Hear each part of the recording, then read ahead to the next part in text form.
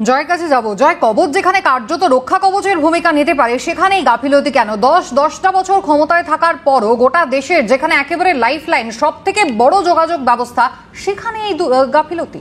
না, প্রথম বিষয় বুঝতে হবে যে এই 10 বছরের আগে যারা ছিল তারা কি করেছে সবাই দেখেছে, এবং এই টেকনোলজিটা যে বাইকটা একটু আগে দেখালেন রেল মিনিস্টারের, সেটা কিন্তু কয়েক বছর আগেকারই, এবং এইটা 68,000 কিলোমিটার যে রেলওয়ে ট্র্যাক আমাদের আছে সেইটাকে কভার করার যে প্ল্যান, সেটা কিন্তু একদিনে কোনোদিন সম্ভব নয়। এটা একটা নিউ টেকনোলজি। একটা জিনিস খুব ভালোভাবে বুঝতে হবে, সেটা হচ্ছে যখন এই জিনিসটা ইমপ্লিমেন্ট হবে তখন কিন্তু একটা মেনটেনেন্স একটা মোড়ে চলে যায়।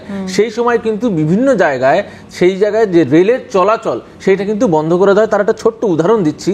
কয়েকদিন আগেই আমাদের পশ্চিমবঙ্গের শিয়ালদা সব থেকে ব্যস্ততম যে হাব, সেখানেও কিন্তু 3 দিনের একটা মেনটেন্স মোডে গেছিল।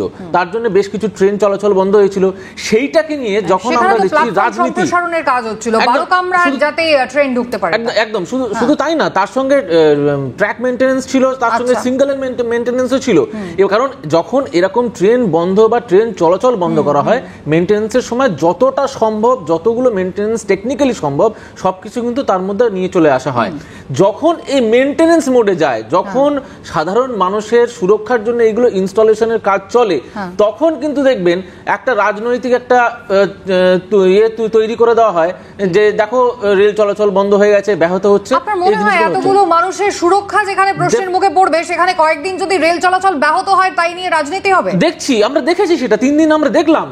কিন্তু একটা জিনিস বুঝতে হবে যে আজকে যে ঘটনা নিয়ে আমরা আলোচনা করছি, সেই জায়গায় কিন্তু যে টিএ 912 কথা হচ্ছে, সেটা কেন দেওয়া হয়? সেটা হচ্ছে যে সিস্টেম ছিল সেই সিস্টেমটা ফেল করেছে, সেটা মেইনটেনেন্স করা হচ্ছে।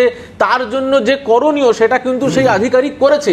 সব দুটো জিনিস খুব ধোঁয়াশায় আছে। সেটা হচ্ছে এক, কাঞ্চনজঙ্ঘা যেখানে দাঁড়ানোর কথা নয় সেখানে কেন দাঁড়িয়েছিল,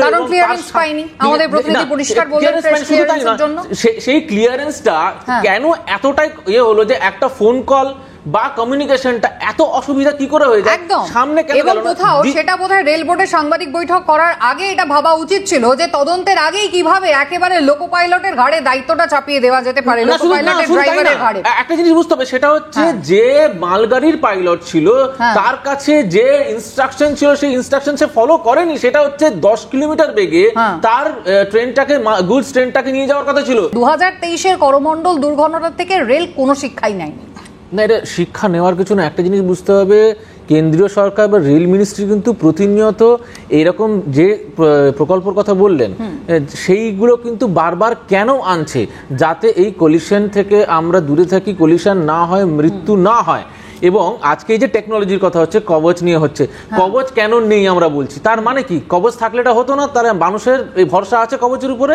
তারা এই জিনিসটা যখন ইমপ্লিমেন্টেশন হয়ে গেছে আজকে 1,500-2,000 কিলোমিটারের উপরে, আমরা যখন বলছি আগামী দিন পশ্চিমবঙ্গে আসবে, তাহলে আমাদের ওয়েট করতে হবে। কিন্তু পয়েন্ট হচ্ছে এটাও প্র্যাকটিক্যাল ব্যাপার যে এই টেকনোলজি সময় লাগবে। ঠিক, এত বড় একটা 68,000 কিলোমিটার তো মুখের কথা নয়।